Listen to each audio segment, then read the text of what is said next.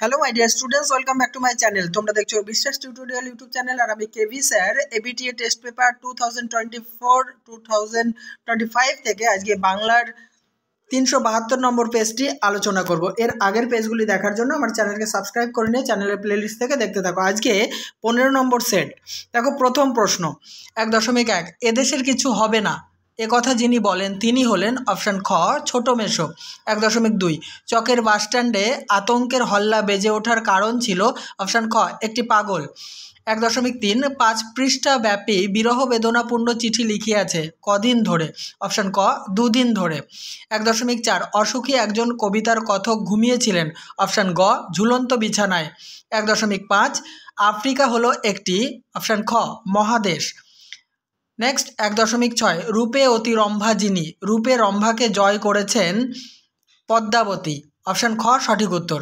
1.7, ফিনিশিওরা কলম বানাতো হাড় দিয়ে, অর্থাৎ গ অপশানটি সঠিক। 1.8, কখনো বা সিংহের নিবের মুখে বসানো হতো হিরে, খ অপশানটি সঠিক। 1.9, যেসব গাছে দুরকম ফুল হয় সেগুলির নাম হলো অপশান ঘ লাউ কুমড়ো। নেক্সট 1.10, বিভক্তি অপশান খ সর্বদা শব্দের পরে যুক্ত হয়। 1.11, পরপদটি প্রধান হয় যে সমাসে সেটি হলো অপশান খ তৎপুরুষ সমাস। পরের প্রশ্ন 1.12, রাজায় রাজায় যুদ্ধ হয় এই বাক্যের কর্তাটি হলো অপশান গ ব্যতিহার কর্তা। 1.13, আমাদের মধ্যে যারা ওস্তাদ তারা ওই কালো জলে হরিতকি ঘষত, বাক্যটি কোন শ্রেণীর?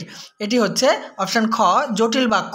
1.14, জগদীশবাবু সিঁড়ি ধরে নেমে যান, বাক্যটি ভাব বাচ্যের রূপ হলো অপশান ক জগদীশবাবুর সিঁড়ি ধরে নামা হয়। জেনে নেব পরের প্রশ্ন 1.15, যে বাক্য বিন্যাসে ক্রিয়াপদটি সর্বদাই কর্তার অনুগামী হয় তাকে বলে অপশান ক কর্তৃবাচ্য। 1.17, আবার বলছি 1.16, রাজপথ এর ব্যাসবাক্য হলো, সঠিক উত্তরটি হবে ঘ পথের রাজা। 1.17, সকালবেলা জলে আগুন লাগলো এই বাক্যে যা নেই তা হচ্ছে যোগ্যতা নেই, ক অপশানটি সঠিক। এবারে এসএকিউ টাইপ প্রশ্ন উত্তরগুলি দেখে নাও। প্রথম এসএকিউ টাইপ প্রশ্ন এবং উত্তর 2.1, তিনি নাকি বই লেখেন, কার কথা বলা হয়েছে? জ্ঞানচক্ষু গল্পের অন্তর্গত আলোচ্য অংশটিতে তপনের ছোট মেশোর কথা বলা হয়েছে। নেক্সট প্রশ্ন, কিন্তু শখ 16 আনাই বজায় আছে, কোন প্রসঙ্গে বক্তা এমন উক্তি করেছেন? উত্তর, পথের দাবি গল্পে সব্যসাচী সন্দেহে গিরিশ মহাপাত্রকে তল্লাশি করার সময় তার ক্ষীণ শরীরে অদ্ভুত হাস্যকর সাজ ও বেশভূষার দিকে লক্ষ্য করে পুলিশ অফিসার নিমাইবাবু উক্ত উক্তিটি করেছেন। 2.1.3, আপনি কি ভগবানের চেয়েও বড়? বক্তা এ কথা কাকে বলেছিলেন? উত্তর, বহুরূপী গল্পে আলোচ্য উক্তিটি বক্তা বিরাগীর ছদ্মবেশী হরিদা জগদীশবাবুকে বলেছিলেন। 2.1.4, ভয়ে অমৃতের বুক ঢিপ ঢিপ করছিল, অমৃতের বুক ঢিপ ঢিপ করছিল কেন? উত্তর, অদল বদল গল্পে বন্ধু অমৃতকে কালিয়ার হাত থেকে কুস্তি লড়ার ক্ষেত্রে বাঁচাতে গিয়ে ইসাবের জামা ছিঁড়ে যায়, সেই ছেঁড়া জামা অমৃত অদল বদল করে বাড়িতে যেতে গেলে বকুনি খাওয়ার ভয়ে তার বুক ঢিপ ঢিপ করছিল। পরের প্রশ্ন 2.1.5, সে প্রায় কাঁদিয়া ফেলিয়াছিল, তার কেঁদে ফেলার কারণ কি? নদীর বিদ্রোহ গল্পে নদীপ্রেমিক নদের চাঁদের দেশের ক্ষীণস্রোতা নদীটি অনাবৃষ্টির কারণে শুকিয়ে যাবার উপক্রম হলে সে প্রায় কেঁদে ফেলেছিল। নেক্সট প্রশ্ন, অসুখী একজন কবিতায় কথকের অপেক্ষায় কে দাঁড়িয়েছিল? উত্তর, অসুখী একজন কবিতায় কথকের অপেক্ষায় তার ভালোবাসার মেয়েটি দাঁড়িয়েছিল, কিংবা লিখতে পারো তার ভালোবাসার মানুষটি দাঁড়িয়েছিল। 2.2.2, কে বধিল কবে প্রিয়ানুজে, প্রিয়ানুজ কে? অভিষেক কবিতার অন্তর্গত আলোচ্য অংশে প্রিয়ানুজ হলেন বীরবাহু। পরের প্রশ্ন 2.2.3, এই তোরে তার আসার সময়, তার বলতে কার আসার সময়ের কথা বলা হয়েছে?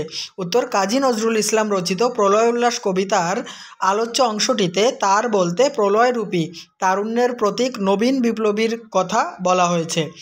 2.2.4, বিস্মিত হইল বালা, বালা কি দেখে বিস্মিত হয়েছিল? উত্তর, সিন্ধু তীরে কবিতায় সমুদ্রকন্যা পদ্মা অচৈতন্য পঞ্চকন্যার মধ্যে মাঝের কন্যাটির রূপ সৌন্দর্য দেখে বিস্মিত হয়েছিল।